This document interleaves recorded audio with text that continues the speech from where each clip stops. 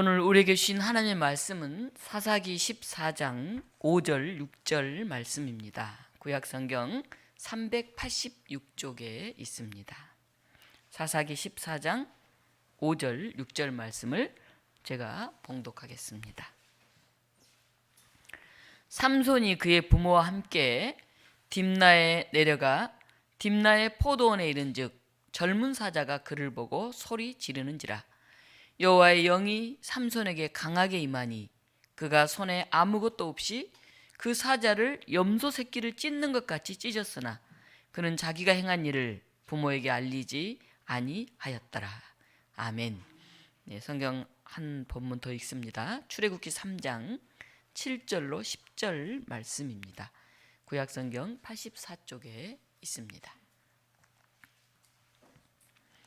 여호와께서 이르시되 내가 애굽에 있는 내 백성의 고통을 분명히 보고 그들이 그들의 감독자로 말미암아 부르짖음을 듣고 그 근심을 알고 내가 내려가서 그들을 애굽인의 손에서 건져내고 그들을 그 땅에서 인도하여 아름답고 광대한 땅, 젖과 꿀이 흐르는 땅, 곧 가나안 족속, 헷 족속, 아모리 족속, 브리스 족속, 히위 족속, 여부스 족속의 지방에 데려가너 하느라.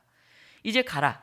이스라엘 자손의 부르짖음이 내게 달하고 애굽 사람이 그들을 괴롭히는 학대도 내가 보았으니 이제 내가 너를 바로에게 보내어 너에게 내 백성 이스라엘 자손을 애굽에서 인도하여 내게 하리라. 아멘. 오늘 이 본문을 가지고 그린 엑소더스, 기후위기에서 기독교인으로 살기라는 제목으로 조영원 목사님께서 말씀 증언하시겠습니다.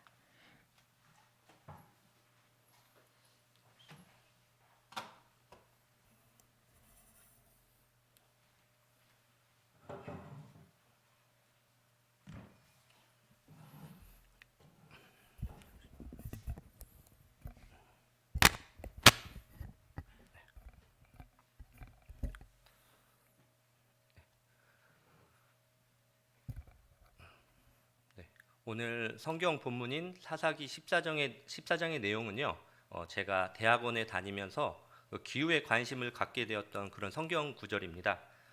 신학대학원에 2016년도에 입학을 했는데요. 그해 여름에 저는 이제 이스라엘에 갈 기회가 있었어요. 가서 고고학 유적지도 발굴도 하고 그때 성지순례도 했었는데요. 이스라엘의 곳곳을 갔었습니다. 아브라함이 유목 생활을 했을 것 같은 그런 광야도 걸어보고 거기에서 잠도 잤었고요. 또 직접 갈릴리 호수에 가서 발도 담궈보고 또 예수님께서 십자가에 달리셨던 그 골고다 언덕도 걸어서 올라가 보기도 했습니다. 그 전까지는 이제 성경을 글로만 읽다 보니까 그 내용이 좀 잘 들어오지 않고 연결이 되지 않은 부분들도 있었는데요. 직접 가서 보니까 성경 이해도 잘 되고 그 내용 연결도 더 잘 되는 것 같아서 그해 여름 내내 성경도 많이 읽고 책도 좀 많이 읽었던 그런 기억이 있습니다. 그러던 중 그 오늘 본문인 사사기 14장 5절과 6절을 읽으면서 저는 이제 한 가지 의문이 생겼습니다. PPT 하나 띄워주세요. 이 그림은 그 루벤스라는 화가가 그린 사자를 죽이는 삼손이라는 그런 작품입니다. 오늘 성경 본문의 바로 앞 내용을 보면요, 삼손이 이방인이었던 블레셋 여인과 결혼을 하겠다고 부모님께 고집을 부립니다. 그리고 또 그 여인과 결혼을 하기 위해서 그 딥나라는 마을로 가던 길에 사자를 만나게 되는 거죠. 이전에는 그냥 그저 쓱 지나갔을 그런 구절이었을 텐데 그날 저에게는 한 가지 의문이 생겼습니다. 이스라엘에 사자가 살았다고? 우리가 흔히 알기로 사자는 어디에 살죠? 아프리카에 살죠. 아프리카 초원에 사는 동물입니다. 그런데 3000년 전 이스라엘에 살던 그 삼손은 옆 동네에 가다가 사자를 만난 거죠. 사실 구약에는 사자라는 단어가 한 약 155회 정도 나올 정도로 많이 나옵니다. 그런데 사자가 살만한 지역은요, 대개 수풀이 우거지고 또 물이 풍부하여서 초식동물들이 많이 있는 곳에 사자라는 그런 육식동물이 살게 되는 거죠. 그런데 제가 직접 가서 본 이스라엘은요, 대체로 황량한 땅입니다. 갈릴리 호수처럼 물이 풍부한 곳도 있지만요, 이곳 삼손이 유다 지파인데요, 그 유다 지파가 살던 곳은 이스라엘 남부 지역인데 이곳은 이제 네게부 사막이라는 곳과 이렇게 인접해 있습니다. 그래서 사진을 한번 보여주실까요? 이게 바로 이제 네게부 사막이라는 곳인데요. 이 삼손이 살던 곳과 이제 가까운 지역이에요. 이 곳이 지금 이스라엘 국토의 한 60%를 차지하는데 인구는 7%밖에 살지 않습니다. 그만큼 황량하고 먹고 살기가 힘든 곳이라는 거죠. 저도 이곳에 가봤었는데요. 사진 하나 더 넘겨주시겠어요? 낮에는 40도가 넘는 고온에 제가 거기 숙소에 가서 샤워를 하려고 물을 트니까요. 온수밖에 안 나옵니다. 펄펄 끓는 온수밖에 나오지 않아요. 너무 덥기 때문에 수돗물이 온수만 나옵니다. 그 마을을 돌아다니던 개들도요. 다 빼짝 말랐어요. 너무 날이 덥기 때문에. 이런 곳에는 사자가 살 수 없는 그런 환경인 거죠. 근데 왜 이런 구절이 나왔을까라고 그런 생각을 계속 하게 되었던 것 같습니다. 이제 창세기를 보면 하나님께서는요. 아브라함에게 본토 아비집을 떠나 내가 명한 곳으로 가라고 그렇게 이야기를 하십니다. 또 그의 아들 이삭에게도 내가 내게 지시하는 땅에 거주하라고 명하십니다. 그 땅이 바로 가나안 땅이죠. 그런 가나안 땅을 두고 하나님은 모세에게 아름답고 광대한 땅, 젖과 꿀이 흐르는 땅이라고 하십니다. 물론 이스라엘 지역을 가보면요. 갈릴리 호수처럼 이렇게 물이 풍부한 지역도 있지만 대체적으로 물이 되게 부족하고 귀한 그런 곳입니다. 이런 땅을 왜 젖과 꿀이 흐르는 땅이라고 표현을 하고 또 실제로 초목이 우거지고 그래서 초식 동물들이 많아야 살 수 있는 사자가 살았을 만큼 그게 비옥한 땅이었을까? 이런 게 저한테는 항상 의문이었던 거예요. 저는 이게 너무 궁금해서 대학교 다닐 때 뭐 교수님들한테 그리고 이제 목사님들한테 질문을 했었어요. 근데 그 누구도 그 명쾌한 답을 주지 못했습니다. 그 젖과 꿀이 흐르는 땅이라는 그 표현을 두고 그저 신앙과 믿음의 그런 고백적인 표현이다라는 그런 그 정도 답을 해주셨는데 저는 좀 납득이 잘 되지는 않았습니다. 그래서 저는 이후 대학원을 다니면서 이 질문의 답을 다 찾기 위해서 저 혼자 이제 고군분투를 했었어요. 그 이유가 그때만 해도 대한민국의 신학 전공자 중에 이러한 주제에 관심을 가진 사람이 한 명도 없었어요. 제가 석박사 논문도 한글로 써진 거 찾아봤는데 하나도 나오지를 않더라고요. 그래서 제가 이것을 석사 논문 주제로 삼아서 공부를 했는데 그러던 중에 이제 기상학 관련된 그런 과학 서적에서 그 실마리를 찾을 수 있게 되었습니다. 이제 21세기에 들어서는요. 이제 컴퓨터 시뮬레이션 기술이 이제 발달을 하게 되거든요. 그래서 과거의 일정 시점에 기후가 어떠했는지를 알 수 있는 기술이 최근에 들어서 이제 개발이 된 겁니다. 이 과학자들의 연구에 따르면요. 아브라함이 살았을 것으로 추정되는 기원전 2000년경이죠. 지금으로부터 4000년쯤에는 그 이스라엘 땅이 지금의 이제 이스라엘 땅이 지금보다는 훨씬 날씨가 온화하고 또 비도 많이 내려서 사람이 살기 좋은 그런 비옥한 땅이었다고 합니다. 실제로 아브라함이 살았던 시기 가나안 땅은요. 성서의 비유처럼 젖과 꿀이 흐르는 좀 비옥한 땅이었던 거죠. 그런데 이게 되게 중요한 건데요. 모세가 출애굽했던 시기로 추정되는 기원전 14세기, 지금으로 말하면 한 3,400년 전쯤부터 그 지구에 이제 기후 변화가 시작이 됩니다. 가나안 지역의 기후가 점점 건조해지면서 사막화 현상이 수백 년간에 걸쳐서 천천히 일어나게 됩니다. 모세로부터 삼손의 시기까지는 한 200년에서 300년 정도의 그 간격이 있는데요. 삼손 때에 이르러서는 아브라함이 살았던 그 예전보다도 먹을 풀도 마실 물도 점점 줄어드는 그렇기 때문에 야생동물들이 점점 살기 어려운 그런 환경이 된 거죠. 척박해지기 때문이죠. 근데 일반적으로 야생동물들은요. 인간에게 잘 접근하지 않습니다. 그리고 습격도 하지 않아요. 근데 사람을 공격하는 경우는 예외적으로 자신이 먹을 게 없을 때 그럴 때 나타나거든요. 산과 들에 먹이로 삼을 만한 초식 동물을 찾을 수 없었던 젊은 사자는 어쩔 수 없이 먹을 것을 찾아서 민가로 내려오게 되는 거죠. 근데 그때 때마침 만난 사람이 그 괴력의 소유자 삼손을 만난 것이었고 그 재수가 없었던 사자는 불쌍하게 찢겨 죽였다는 겁니다. 저는 이게 좀 타당한 해석이라고 생각이 됩니다. 오늘날도 그렇잖아요. 야생동물들이 산에 먹을 것이 없는 겨울철에 민가에 출몰을 자주 하게 되죠. 이것과 동일한 패턴이기 때문입니다.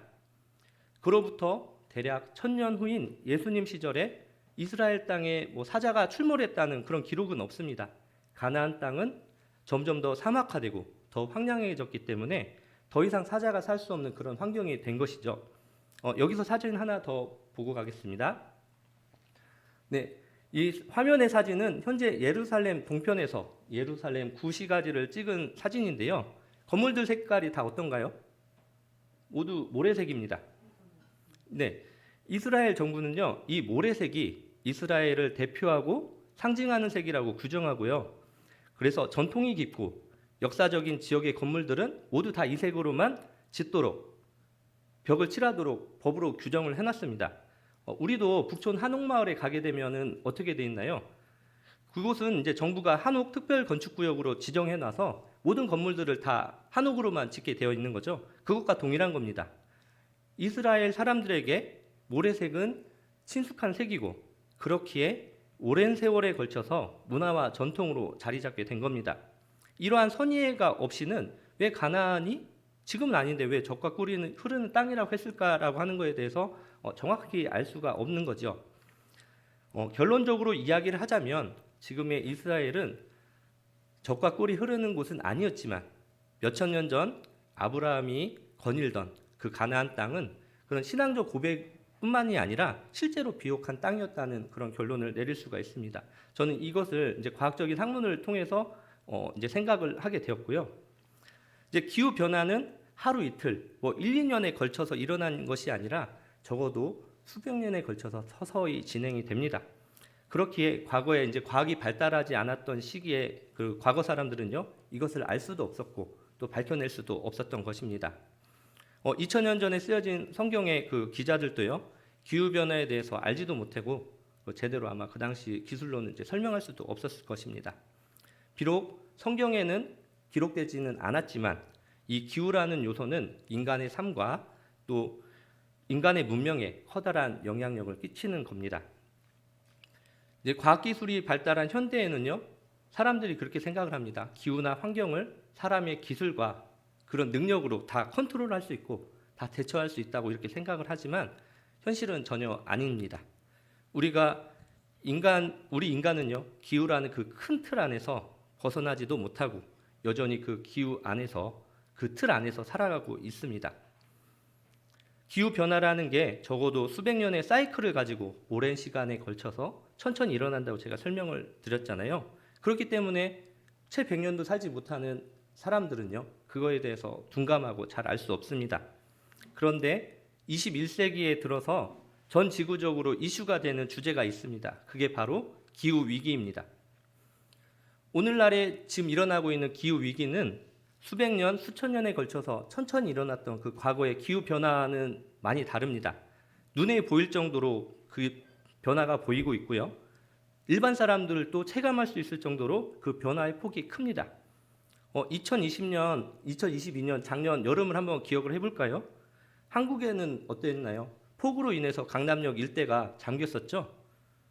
그리고 비슷한 시기에 동유럽 지역도요, 장마로 인한 그 피해가 극심했습니다. 그 사진 하나 보여주세요.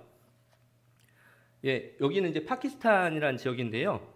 서울이 그때 물이 잠겼을 때 비슷한 시기에 전 국토의 3분의 1이 물에 잠겼습니다. 그래서 이재민만 작년 여름에 3,300명이 났다고 합니다. 반면 중국과 미국 서부 그리고 서유럽 지역은 엄청난 폭염과 가뭄으로 동시대에 그런 것을 겪게 됩니다. 사진 한번 넘겨주세요. 여기에 바로 이제 중국의 포양호라는 곳인데 이곳이 이제 중국에서 가장 큰 호수라고 해요. 이렇게 이곳은 이제 그 호수 안에 있는 섬인데 거기에 이제 이런 건축물들이 이제 절 같은 게 있었거든요. 근데 한번 사진 한번 넘겨주세요. 작년 여름에 그곳이 그 큰 호수가 다 말라버렸습니다. 미국과 중국은 기상 관측 이후 역대 최고의 가뭄이다라는 기사들이 작년에 많이 나왔습니다. 오늘날 우리가 겪고 있는 이 기후 위기는 인간이 물질 문명을 위해서 지구를 함부로 개발하고 그런 훼손하고 그 자원을 남용한 그 결과라는 거죠. 현재 기후 위기의 상황은 우리들이 생각하는 것보다 훨씬 심각합니다. UN 보고서를 보게 되면요, 2100년까지 지구 온도가 2.1도에서 한 3도까지 올라갈 거라고 예측을 하고 있는데, 그러면 한 1, 2도 더 오르면 뭐 큰일이 나겠어 이렇게 생각을 하실 수 있잖아요. 근데 기후 변화가 일어나게 되면, 그렇게 기후가 상승하게 되면 어떤 일들이 일어나는지 그 표로 한번 보여드리겠습니다. 현재보다 2도만 올라가도요, 극한 기온이죠. 저희처럼 지금 올해 겨울도 한파가 이렇게 오는데, 그런 한파가 발생한 빈도가 2도만 오르게 되면은 13.9%, 그러니까 14배가 증가를 합니다. 동파가 걸릴 것 같은 날이 하루였다면 14일로 거의 늘어나는 거예요.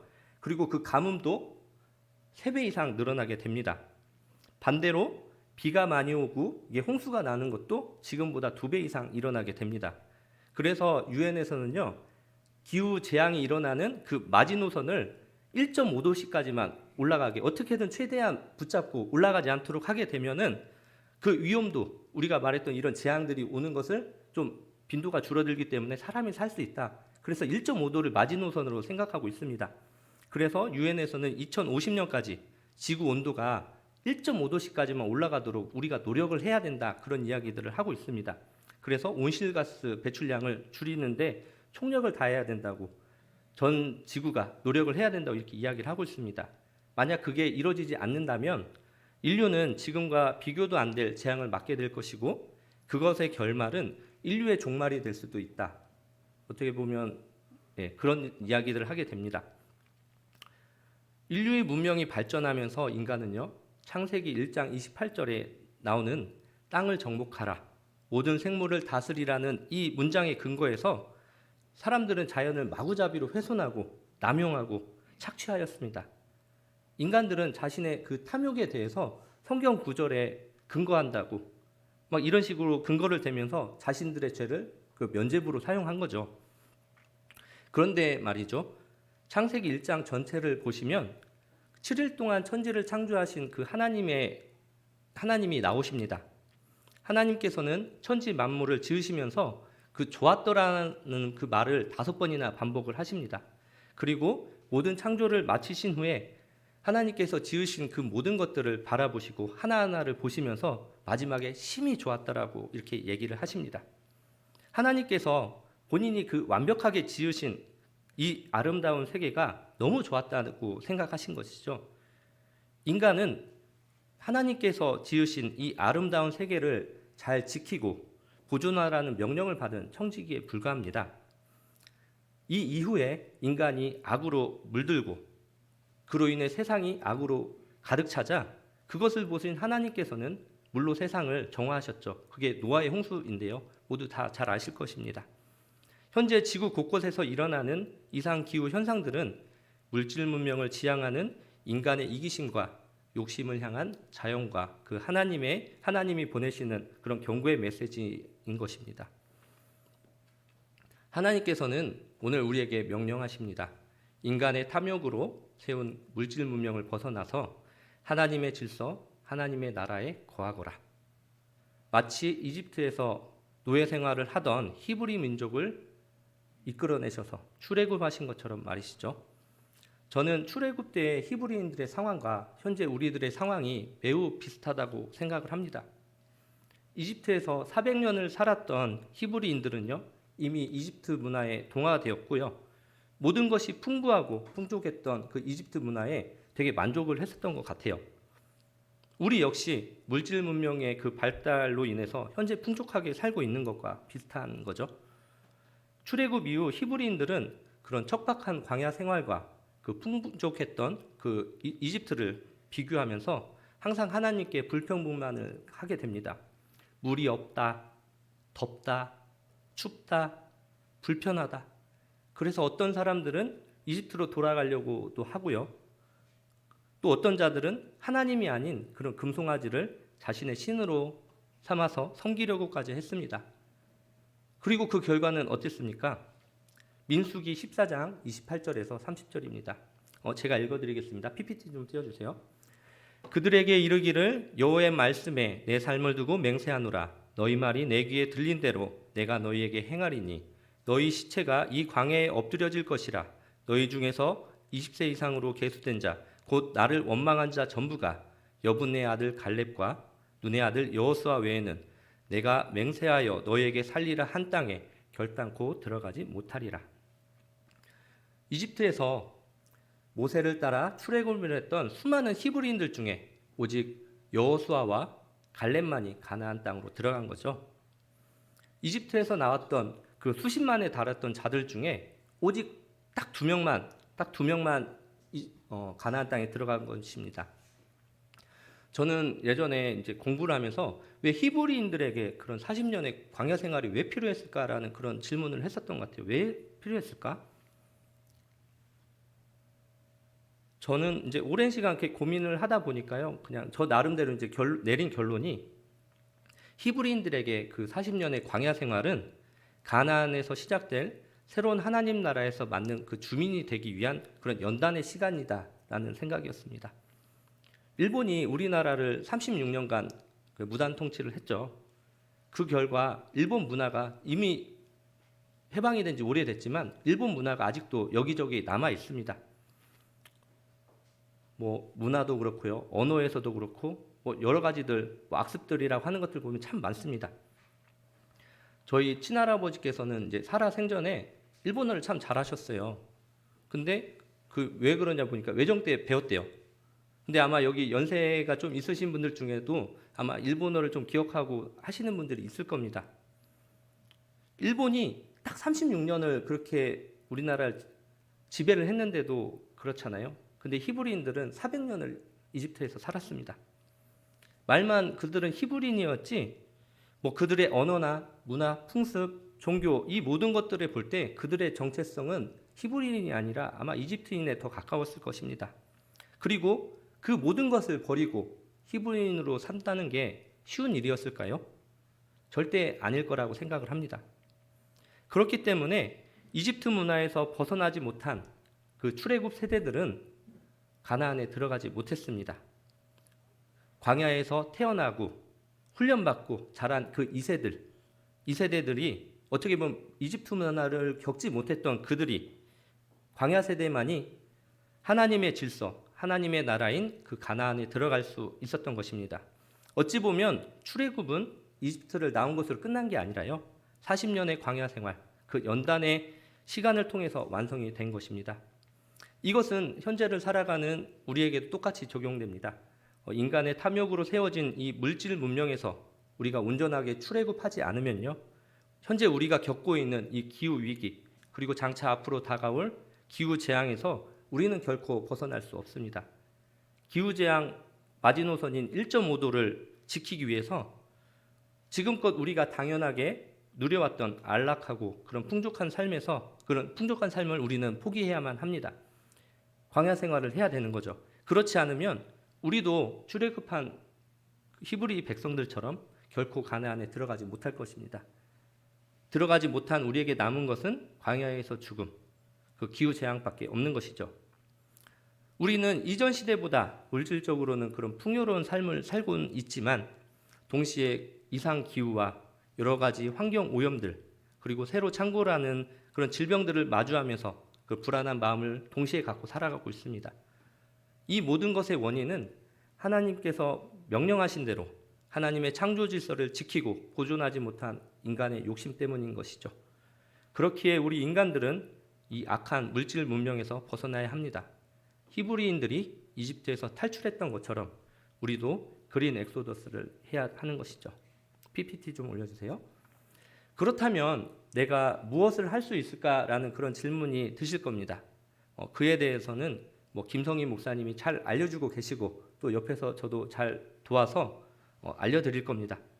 내가 실천할 수 있는 것들부터 하나씩 하시면 됩니다. 저희가 요즘 매주 월요일에 지구를 위한 행동 52주 안내가 나가고 있잖아요. 그것부터 잘 지켜주시면 됩니다. 오늘 예배 후에는 또 아나바다 장터를 하는데 이것들도 잘 적극적으로 참여하시면 됩니다. 또 교회 게시판 보시면요, 어떤 것들을 해야 될지 잘 붙어져 있습니다. 저희 교회는 그게 잘 되어 있어요. 안내가 되어 있으니까 내가 할 수 있는 것부터, 작은 것부터 이렇게 실천하시면 됩니다. 저는 이 텀블러 쓰는 것은 참 잘해요. 이게 전에도 쓰던 것도 한 6년, 7년 쓰다가 이제 너무 오래돼서 교체할 정도로 그렇게 쓰고 있는데요. 이게 항상 가지고 다니기에 저는 이제 종이컵은 잘 사용을 하지는 않습니다. 그렇지만 제가 좀 잘 안 되는 게 있어요. 저는 이게 물티슈를 포기를 못 하겠어요. 아직까지도 그게 너무 편하기 때문에 이 물티슈를 안 써야 되지 하면서도 아직까지도 이제 어쩔 수 없이 쓰고 있는데, 이것을 안 쓰는 것, 덜 쓰는 게 아마 저의 성장 과제라고 생각을 합니다. 아마 본인마다, 개개인마다 그게 다 다를 건데요. 그것들을 하나씩 줄여가고 하는 노력들이 우리에게 필요할 것으로 보입니다. 여기 마지노 노선이라고 했던 2050년도가 되면요, 제가 그때 몇 살이 될까 보니까 한 60 후반이 되더라고요. 우리 권사님들, 지금 신서영 권사님이나 이신하 권사님 나이 정도 될 것 같아요. 그리고 작년에 태어난 제 딸 연우는 27, 8살 되더라고요. 제가 아기일 때는 그 황사가 가끔 있더라도 뭐 코로나 뭐 이런 게 무서워서 뭐 맨날 마스크를 쓰거나 밖에 나가는 게 두렵지는 않았었습니다. 이번 설 명절 때 제가 KTX를 타고 이제 전주를 내려갔는데요. 이게 기차 안이 좀 밀폐가 되어 있고 사람들도 많다 보니까 애가 혹시 뭐 코로나 걸릴까 아니면 나도 걸릴까 이렇게 걱정이 많이 됐습니다. 이제 이런 걸 보면서 나도 이제 좀 아기를 이제 낳아 보니까 이제 부모님의 마음이 좀 어떤 건지 조금 이해가 될 것 같더라고요. 어떤 부모님인지 모르겠지만 세상의 모든 부모의 마음은 자기 자식이 잘 되기를 바랄 겁니다. 그리고 또 그 자녀가 좋은 환경에서 자라기를 바랄 거예요. 그리고 어떤 사람이라도 그 누구도 나와 나의 가족, 나의 이웃, 내가 아는 모든 사람이 이 기후 재앙으로 고통받고 멸망의 길로 가는 것을 원하는 사람은 한 명도 없을 거라고 생각을 합니다. 이 기후 위기는요, 지금 바로 내 앞에 있습니다. 직면하고 있는 거고요. 그 몇 발짝 앞에 보면은 기후 재앙이 떡하니 서서 우리를 쳐다보고 있습니다. 지금 내가 서 있는 물질 문명을 박차고 나가십시오. 생명을 살리는 길을 걸어가십시오. 그래서 하나님이 계시는 가나안 땅으로 들어가시는 우리 독립문교회 교우님들이 되시길 간절히 기원하겠습니다. 네, 기도하겠습니다. 천지를 창조하시고 모든 만물의 주인 되신 하나님, 하나님께서 창조하시고 보시기에 좋았다라고 하신 지구가 고통 중에 신음하고 있습니다. 그렇게 된 데에는 하나님의 창조 질서를 어기고 편함과 안락함, 물질의 풍족함만을 따르던 인간의 탐욕에서 비롯되었음을 고백합니다. 그 결과 현재 우리는 기후위기에 직면했습니다. 이전보다 강력해진 홍수와 가뭄, 불볕더위와 한파로 전 지구가 고통 중에 있습니다. 모든 인류가 합심하여 우리의 소비와 생활 패턴을 바꾸지 않는다면, 그린 엑소더스를 하지 않는다면 우리에게 남은 것은 기후 재앙뿐입니다. 1.5도의 마지노선을 지키기 위해 우리의 삶을 바꾸어 주십시오. 편안하고 안락했던 삶을 버리는 것은 쉽지 않습니다. 물질을 숭상하던 삶에서 벗어나 하나님 나라의 백성이 될 수 있도록 연단의 시간을 통해 진정한 하늘나라의 시민으로 거듭나게 도와주시옵소서. 이 시간 물질 문명에 노예했던 이전의 나와는 단절하고 결단하고 나아가길 원하옵니다. 주님, 저희의 삶을 온전히 받아 주시옵소서. 나의 생명의 주인 되시는 예수 그리스도 이름으로 기도합니다. 아멘.